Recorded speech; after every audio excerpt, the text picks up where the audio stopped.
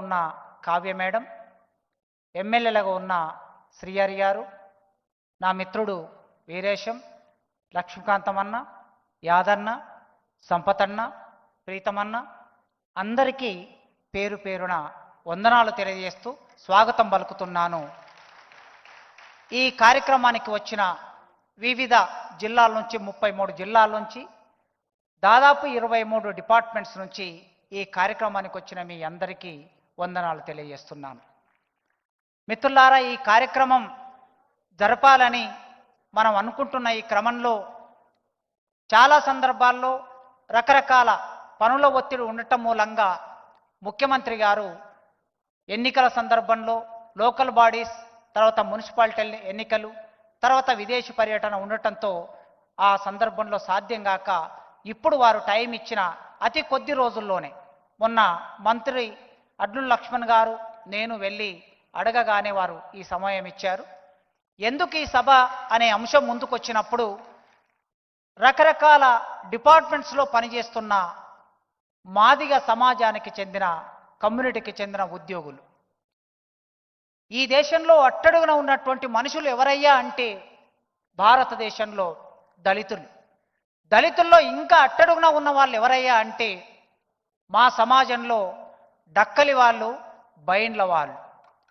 కనుక వీళ్ళకన్నా కొద్దిగా పైన ఉన్నటువంటి మాదిగ వాళ్ళు, కేవలం సింధు వాళ్ళు ఉన్నారు. 33 కులాలు, 33, 34 ఉపకులాలు. కేవలం ఎస్సీలు అనగానే మాల, మాదిగ అని బయటి సమాజానికి అర్థమవుతుంది. కానీ మేము 59 కులాలు. 59 కులాల్లో విశ్వవిద్యాలయాల మెట్లెక్కని వాళ్ళు కూడా ఇప్పటికీ ఈ సమాజంలో ఉన్నారు. కనుక వర్గీకరణ ఉద్యమం నేపథ్యంలో ఈ సమాజాన్ని కొద్ది మేరకైనా చైతన్యం చేయడానికి, వారికి కొన్ని అవకాశాలు రాజ్యాంగపరంగా కలగడానికి తెలంగాణ రాష్ట్ర ప్రభుత్వం తరపున రేవంత్ రెడ్డి గారు ఒక చొరవ చూపారు. ఆ చొరవ నేపథ్యంలో 30 సంవత్సరాలు రేవంత్ రెడ్డి అన్ననే చాలా సందర్భాల్లో వర్గీకరణ ప్రాసెస్లో ఎమ్మెల్యేలు, మంత్రులు, వాళ్ళతో పాటు నేను మందకృష్ణన్న వెళ్ళినప్పుడు చాలా సందర్భాల్లో వారు చాలా విశాల హృదయంతో మాట్లాడారు. కృష్ణన్న, ఈ ఉద్యమానికి మీరు నాయకులు, ఈ మాదిగ సమాజానికి, దండోర ఉద్యమానికి, ఎంఆర్పిఎస్ ఉద్యమానికి మీరు నాయకులు. ఈ సమాజం కోసం ఏదైనా చేయాలని నా మనసులో ఉన్నది. ఖచ్చితంగా సుప్రీంకోర్టు తీర్పు వచ్చింది కనుక ఆ తీర్పును అమలు చేసే బాధ్యత నా మీద ఉంది, ఆ బాధ్యత నేను తీసుకుంటాను అన్నారు ఆయన. ఈ వేదిక మీద కూర్చున్నటువంటి వాళ్ళందరూ సాక్ష్యం. ఆ రోజు ముఖ్యమంత్రి గారు ఆ మాట అన్నారు. ఆ మాట చెప్పిన 3-4 నెలల్లో వర్గీకరణ సాధ్యమైంది. కనుక 30 సంవత్సరాలు కృష్ణమాదిగన్న నాయకత్వంలో ఎంఆర్పిఎస్ ఉద్యమం నడిచింది. ఆ ఎంఆర్పిఎస్ ఉద్యమం నడిచిన తర్వాత ఇవాళ వచ్చినటువంటి ఫలితాలు అందుకోవడానికి ఈ సమాజం ఇక్కడికి వచ్చింది. ఇక్కడ ఉన్న వాళ్ళలో 2000 సంవత్సరం నుంచి ఉద్యోగాలకు వచ్చిన వాళ్ళు ఎక్కువ మంది ఉంటారు, నాతో సహా. రేవంత్ అన్న, మందకృష్ణన్న నాయకత్వంలో జరిగిన వర్గీకరణ ఉద్యమం, లక్షలాది మంది ప్రజలు, మాదిగ ప్రజలు చేసిన వర్గీకరణ ఉద్యమ ఫలితంగా యూనివర్సిటీలో అసిస్టెంట్ ప్రొఫెసర్గా ఉద్యోగంలో చేరినటువంటి వాడిని నేను. ఇది నాకు చెప్పుకోవటం అనేది గర్వకారణం. ఎందుకంటే ఆ ఉద్యమ ఫలితంగా ఇక్కడ మీ ముందుండి నేను మాట్లాడుతున్నాను కనుక. ఈ నేపథ్యం నుంచి మనం చూసినప్పుడు ఎదిగినటువంటి మా ఉద్యోగస్తులు మీ ప్రభుత్వం కోసం, వివిధ రకాల ప్రభుత్వాల కోసం పనిచేస్తూ వస్తున్నారు. మేమందరం కూర్చున్నప్పుడు వాళ్ళ ఆవేదన ఒకటి ముందుకొచ్చింది. ఏదైనా ఒక ప్రభుత్వం ఉన్నప్పుడు ఉద్యోగస్తులు ఏ పార్టీ సభ్యులు కాదు. ఎవరికైనా విశ్వాసాలు ఉంటాయి, రాజకీయ విశ్వాసాలు. నాకు నా రాజకీయ విశ్వాసాలు ఉన్నాయి. ఇక్కడ కూర్చున్న వాళ్ళకి మీ రాజకీయ విశ్వాసాలు ఉన్నాయి. ఏ విశ్వాసాలున్నా ప్రభుత్వం కోసం, ప్రజల కోసం చిత్తశుద్ధిగా పనిచేసే బాధ్యత మా అందరి మీద ఉన్నది. ఆ పని మేమందరం చేస్తూ ఉంటాం. కానీ ఏమైనా సమస్యలు వచ్చినప్పుడు మేము ప్రభుత్వం వరకు చేరుకోవాలంటే, మంత్రుల వరకు చేరుకోవాలంటే, అధికారుల వరకు చేరుకోవాలంటే మాకు ఒక లైజనింగ్ చేసే మనుషులు లేని ఒకానొక సమస్యని మేము ఎదుర్కొంటున్నాం. అందుకే అలాంటి మీ ప్రభుత్వంలో కూడా అలాంటి సమస్య ఉండకూడదని మేము కోరుకుంటున్నాం. ఒక డిపార్ట్మెంట్కు సంబంధించిన ఒక ఎంప్లాయీ నాయకుడు, ఉద్యోగ సంఘం నాయకుడు, లేకపోతే ఒక ఆఫీసర్ మీ దగ్గరికి రావడానికి మాకు ఒక సులభమైన మార్గం ఉండాలని మేము కోరుకుంటున్నాం. మా సమస్య చెప్పుకోవటం, అసలు సమస్య పరిష్కారం అవుతుందా కాదనే తర్వాత సంగతి. కనీసం సమస్య చెప్పుకుంటే మా కడుపులో ఉన్న బాధంతా బయటికి వస్తుంది.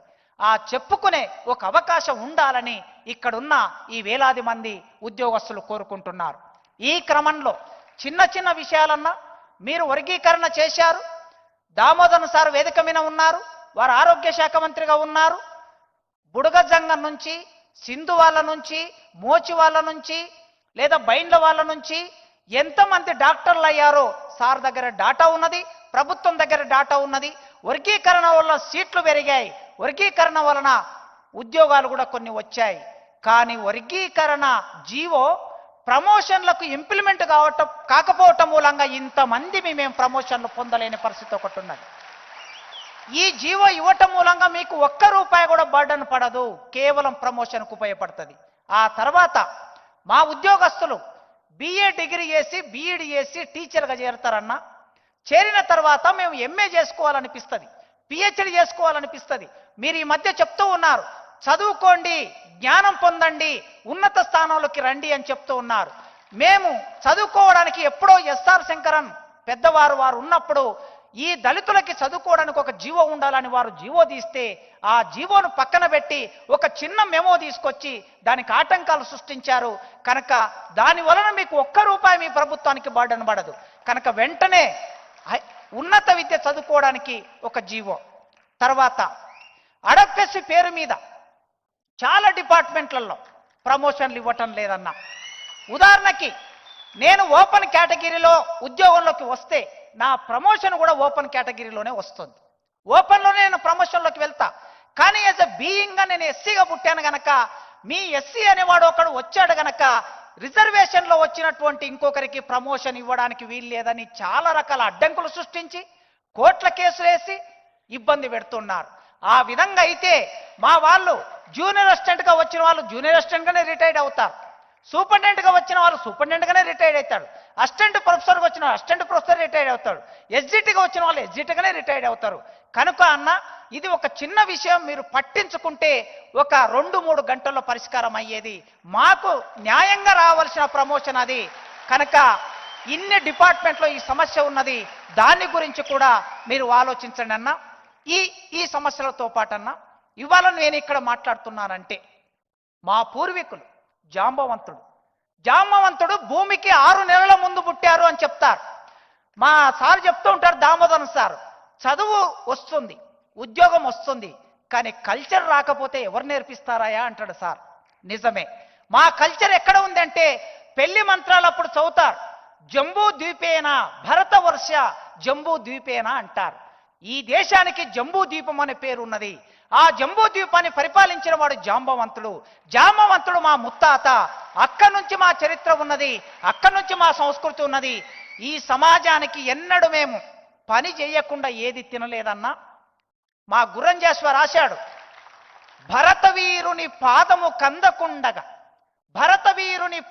కందకుండగా చెప్పులు కుట్టి జీవనంబు చేయు, నిరాకరింపలేదెన్నడు అప్పు వడ్డది సుమి భరతావని వీని సేవకు అని రాశాడు గుర్రంజాశ్వ. మీ పాదాలు కందిపోతుంటే, మీకు ముళ్ళు గుచ్చుతుంటే, తట్టు తలుగుతే, రాయి తలుగుతే రక్తం గారుతుందని చెప్పి అయ్యో నా తోటి మానవుడని మా చర్మాన్ని వలిసి, చచ్చిన పశు చర్మాన్ని వలిసి మీ చెప్పులకు కాళ్ళు గుట్టించిన మీ కాళ్లకు చెప్పులు గుట్టించిన జాతి మాది. కనుక అట్లా బతికినటువంటి వాళ్ళం ఇవాళ చదువుకుంటున్నాం, చైతన్యం అవుతున్నాం, సమాజంలోకి వస్తున్నాం. చిన్న చిన్న ఇబ్బందులు. ఈ వేదిక మీద కూర్చున్న ఒక మంత్రి గారు ఒక సిఐకి ఒక చోటికి పంపించాడు. ఆ సిఐ అక్కడ చేరకుండా అక్కడ ఉన్న ఒక అగ్రకులం ఆయన ఆపేశాడు. ఇది మా పరిస్థితి ఇలా ఉన్నది. నేను సత్యం చెప్తున్నందుకు మీరేమనుకోవచ్చు అంటే వివక్ష అనేటటువంటిది ద్రవీభవించి ఉంటుంది, ఘనస్థితిలో కనిపించదు. ఈ పేపర్ మీకు ఇట్లా చూస్తే ఇది కనిపిస్తుంది, కానీ ద్రవస్థితిలో ఉన్న కులం కనిపించదు ఈ దేశంలో. ఈ ద్రవస్థితిలో ఉన్న కులం అందరికీ అర్థం కాదు, సామాన్యంగా మీకు అర్థమవుతుంది ముఖ్యమంత్రిగా. ఎందుకు అంటే మీరు రెడ్డి సామాజిక వర్గంలో పుట్టారు, మేము గూటన్ రెడ్డులుగా మేము పుట్టాము.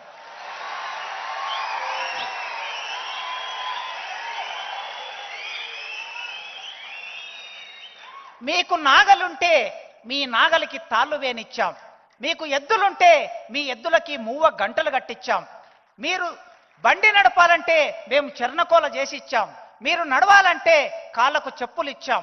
ఇట్లా మీ వ్యవసాయంతో మా జీవితం ముడిపడి ఉంది. ఇది ఉత్పత్తి క్రమంలో ఉన్న జీవితం.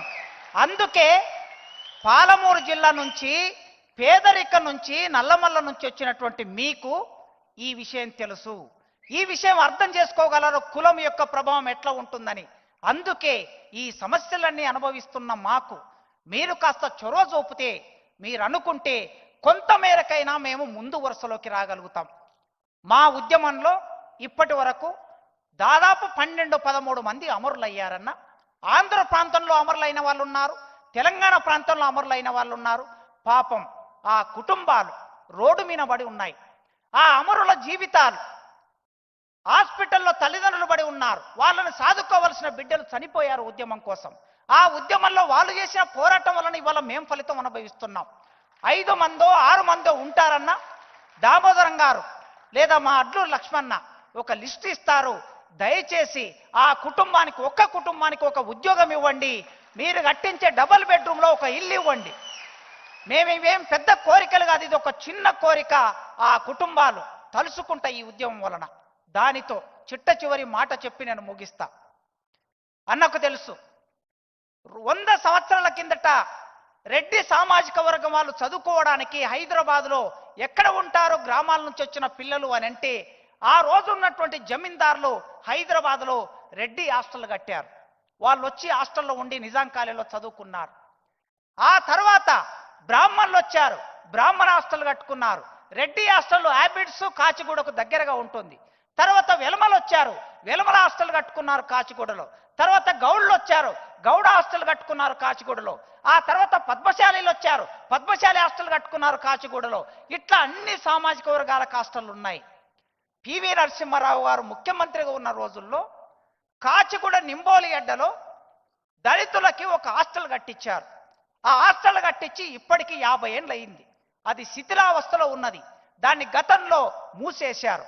మీరు అనుకుంటే అక్కడ హాస్టల్ నిర్మాణం చేస్తే, నేను అక్కడ చదువుకొని హాస్టల్లో చదువుకొని వచ్చాను. కొన్ని వేల మంది, లక్షల మంది విద్యార్థులకి నింబోలి అడ్డ హాస్టల్ ఒక ఆధారం మాకు. ఈడ ఉన్న ఎంప్లాయీస్లో 50% ఎంప్లాయీస్ అక్కడ హాస్టల్లో ఉండి చదువుకున్న వాళ్ళు. మీరు అనుకుంటే ఒక్క క్షణంలో ఆ హాస్టల్ భవనం శిథిలంలో ఉన్నది, దాన్ని డిస్మెంట్ చేసి ఒక కొత్త భవనం కడితే మాకు ఆధారంగా ఉంటుంది. మీరు ఒక్కసారి ఆలోచించండి. బంజారాలకి బంజారా భవనం ఉన్నది, ఆదివాసులకి కొమరం భీం భవనం ఉన్నది. కానీ మాకు భవనం లేదన్నా.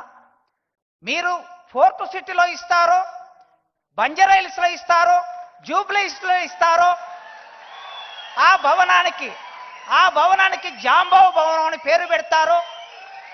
ఎప్పుడైనా మీరు మొన్న బంజారా భవన్కి వచ్చారు, సేవలాల్ మహారాజ్ జయంతికి. ఫస్ట్ టైం నేను అక్కడికి వచ్చాను. చాలా అద్భుతంగా ఉంది భవనం. మరి రేపు ఇవాళ మేము ఈ మీటింగ్ పెట్టుకోవడానికి ఇక్కడికి వచ్చి దీనికి ఒక 2-3 లక్షలు పే చేసి ఇక్కడ మీటింగ్ పెట్టుకుంటున్నాం. ఒకవేళ మాకంటూ ఒక జాంబావు భవనం ఉంటే అప్పుడు మా మీటింగ్ అక్కడ ఆ భవనంలో జరుగుతుంది.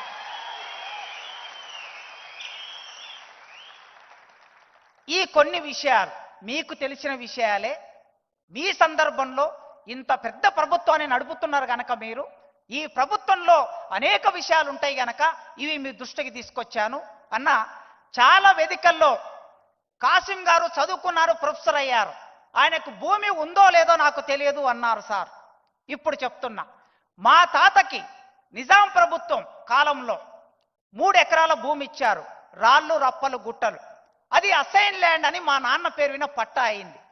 కానీ గత 10-15 సంవత్సరాలుగా మాకు ప్రభుత్వాలు ఇచ్చిన మాన్యం భూములు, అసైన్డ్ భూములని రకరకాల పేర్ల మీద లాగేసుకొని, మా గ్రామంలో రైతు వేదిక కట్టాలంటే మాలమాదిగొల్ల భూములు గుర్తొస్తాయి, మా గ్రామాల్లో శ్మశాన వాటిక కట్టాలంటే మాలమాదిగొల్ల భూములు గుర్తొస్తాయి, మా గ్రామాల్లో పార్కులు కట్టాలంటే మాలమాదిగొల్ల భూములు గుర్తొస్తాయి. ఇవి అసైన్డ్ భూములు. అన్న, అసైన్డ్ భూములే మాకున్న ఏకైక ఆధారం. నా గ్రామంలో స్వయంగా నా అంబట్పల్లి గ్రామంలో మా వాళ్ళు చచ్చిపోతే వాళ్ళని పూడ్చిపెట్టడానికి శ్మశానం లేదు. అసైన్డ్ భూములుంటే కనీసం చనిపోయినప్పుడు వెళ్ళి వాళ్ళని అక్కడ పాతి పెట్టుకుంటారు. దయచేసి మా అసైన్డ్ భూముల జోలికి రాకుండా మీ ప్రభుత్వానికి ఒక సమాచారాన్ని ఇవ్వండి, వాటికి పట్టాలు ఇవ్వండి. రాజేందర్ అన్న ఇక్కడ కూర్చొని ఇట్లా ఇట్లా అంటున్నాడు. రాజేందర్ అన్న ప్రభుత్వ కాలంలో ఎప్పుడెప్పుడో మాకు లిడిక్యాప్ భూములు కొన్ని వేల ఎకరాల భూములు ఇచ్చారు. రాజశేఖర్ రెడ్డి గారు అనుకుంటా, మీ ప్రభుత్వ ముఖ్యమంత్రి రాజశేఖర్ రెడ్డి గారే లిడిక్యాప్ భూములు ఇచ్చి ఆ భూముల్లో లెదర్ పార్కులు పెట్టి దానికి ఒక యంత్రాంగాన్ని ఏర్పాటు చేసి దాన్ని అమలు చేశారు. కానీ లిడిక్యాప్ భూములు ఇక్కడ ఇప్పుడు భూముల ధరలు పెరిగినాయి. పెరిగిన తర్వాత ఈ గచ్చిబౌలిలో మా లిడిక్యాప్ భూముల్లోకి ఒక పెట్రోల్ బంక్ వచ్చింది. మా లిడిక్యాప్ భూముల్లోకి ఒక పెద్ద షాపింగ్ మాల్ కట్టాలని ప్లాన్ వచ్చింది. తర్వాత సిద్దిపేటలో లిడిక్యాప్ భూముల్లో ఇంకో చోట ఆక్రమణకు గురి అవుతున్నాయి. అన్నా మీరు తలుచుకుంటే మీ ప్రభుత్వంలో ఉన్న వాళ్ళని ఎవరినో ఒక్కరిని, మీకు అనుకూలంగా ఉన్న వాళ్ళని, మీ పార్టీకి సంబంధించిన వాళ్ళని, మా సామాజిక వర్గానికి సంబంధించిన వాళ్ళని వెంటనే లిడిక్యాప్కు ఒక చైర్మన్ నియామకం చేయండి, చేసి ఆ భూములని కాపాడండి. ఈ కొన్ని అంశాలు మీ ముందు పెడుతున్నా. దయచేసి మీరు సౌహృదయం ఉన్నవాళ్ళు, మా గుర్రంజాస్ప ఏమన్నాడంటే, వాని కన్నీటి కథ సమన్వయంబు చేయ ఆర్ధ హృదయంబు కూడా కొంత అవసరంబు. ఇది మా కన్నీటి కథ. ఈ కన్నీటి కథని సమన్వయం చేసే ఆర్ధ హృదయం మీకున్నది. కనుక ఈ విషయాలని మీ ముందు పెట్టాను. ఇది ఉద్యోగుల సభ. మా ఉద్యోగులు ఏకతాటి మీద ఒక చైతన్యవంతంగా మా సమాజాన్ని విముక్తి చేయడానికి మా ప్రయత్నం చేస్తాం, మా ఆలోచన చేస్తాం. మేము మాత్రమే కాదు, ఇంకా ఉద్యోగాల్లోకి రావాల్సిన వాళ్ళు చాలా మంది ఉన్నారు. వాళ్ళ కోసం కూడా మా జ్ఞానాన్ని, మా సమయాన్ని, మా డబ్బును మేము వెచ్చిస్తాం. మా కృషి మేము చేస్తాం. ప్రభుత్వాన్ని ఎవరైనా మీకు ఒక విజ్ఞప్తి చేస్తున్నా, ఆఫీస్కు వెళ్ళకపోతే తప్పు, చైర్మన్ కూర్చొని సరిగ్గా పని చేయకపోతే తప్పు, టీచర్ అయి క్లాస్ రూమ్కు వెళ్ళకపోతే తప్పు, సరైన పాఠం చెప్పకపోతే తప్పు. రాకపోతే నేర్చుకోండి ప్రియమైన ఉద్యోగస్తులారా, రాకపోతే నేర్చుకోండి అంటారు. వీళ్ళు రిజర్వేషన్లో వచ్చారు, వీళ్ళకు పని రాదు అనే పరిస్థితి తెచ్చుకోవద్దు. ఒక్కసారి ఉద్యోగంలోకి రావడానికే మనకు రిజర్వేషన్, పని తప్పించుకోవడానికి రిజర్వేషన్ కాదు, పాఠం తప్పించుకోవడానికి రిజర్వేషన్ కాదు. దయచేసి మీరు ఉద్యోగం, మనం నెల జీతం తీసుకుంటున్నామంటే, నేను 2,80,000 జీతం తీసుకుంటున్నా యూనివర్సిటీలో. ఈ జీతం డబ్బులు ఎవరివి? మన ప్రజలు పన్నులు కడితే, కష్టపడితే ఆ డబ్బు ప్రభుత్వం దగ్గరకు వస్తే ప్రభుత్వం తిరిగి మనకు పంచుతుంది. అంటే మనం ఎవరి కోసం పనిచేయాలి? రేవంత్ అన్న కోసం కాదు మనం పనిచేయాల్సింది, ప్రజల కోసం పనిచేయాలి. ప్రభుత్వం అమలు చేస్తున్న విధానాల కోసం పనిచేయాలి. దయచేసి ఉద్యోగాన్ని ఎగ్గొట్టకండి. రాకపోతే నేర్చుకోండి, నేర్చుకొని పని చేయండి. చివరికి నేను యూనివర్సిటీ నుంచి వచ్చాను. మా యూనివర్సిటీ వాళ్ళు ఏం చెప్తాడని ఎదురు చూస్తాడు, అన్న దగ్గర ఏం విన్నవిస్తాడని ఎదురు చూస్తారు. ఒక చిన్న జీవో పెండింగ్లో ఉన్నది. అన్ని యూనివర్సిటీలో మా వాళ్ళు సిపిఎస్ కాంట్రిబ్యూటరీ పెన్షన్ స్కీమ్, అన్ని యూనివర్సిటీలో కాంట్రిబ్యూటరీ పెన్షన్ స్కీమ్ ఉందన్న. దౌర్భాగ్యం ఏమంటే 108 సంవత్సరాలు దాటిన మా యూనివర్సిటీలో కాంట్రిబ్యూటరీ పెన్షన్ స్కీమ్ లేక మా ప్రొఫెసర్లు బాధపడుతున్నారు. అది ఏమిటంటే, ఒక జీవో ఇచ్చి అబయన్స్ పెట్టారు. ఫైనాన్స్ డిపార్ట్మెంట్లో అబయన్స్ అని ఉంది. అబయన్స్ అని తీసేస్తే దాని మీద వాడే 20 కోట్ల బర్డన్ మా యూనివర్సిటీ పెట్టడానికి సిద్ధంగా ఉంది మా వీసీ గారు. మీరు ఒక్క ఫోన్ చేసి ఆ డిపార్ట్మెంట్, ఫైనాన్స్ డిపార్ట్మెంట్లో అబయన్స్ అని తీసేయండి, ఇమీడియట్గా మాకు అందరితో పాటు మేము కూడా సిపిఎస్ అనే పెన్షన్లోకి వస్తాం. నాకైతే ఓల్డ్ పెన్షన్ ఉన్నది, కానీ మా మిత్రులు చాలా మంది ఓల్డ్ పెన్షన్, ఈ కొత్త పెన్షన్లు కూడా లేక బాధపడుతున్నారు. మీరు చొరవ తీసుకుంటే అవుతుంది. కాంట్రాక్టు లెక్చరర్లు ఉన్నారు, ఆ కాంట్రాక్టు లెక్చరర్ల గురించి కూడా ఒక మాట మీరు ఆలోచించి వాళ్ళ ఉద్యోగ భద్రతకు సంబంధించిన ఆలోచన చేయండి. వెంటనే విశ్వవిద్యాలయాలు జ్ఞానానికి కేంద్రాలు గనక మీకు ఎన్నో సందర్భాల్లో నేను విన్నవించుకున్నా మా విశ్వవిద్యాలయాల్లో ఉన్న 2000 పోస్టులని భర్తీ చేయాలని మీకు విన్నవించుకుంటూ నా ఉపన్యాసాన్ని ముగిస్తున్నా. Thank you. ధన్యవాదాలు సార్. ఆనరబుల్ సీఎం గారి ఆలోచన ఆచరణగా మారింది. అందుకు కారణం ఆర్ద్రత. ఇందాక వారి మాటలో అన్నారు.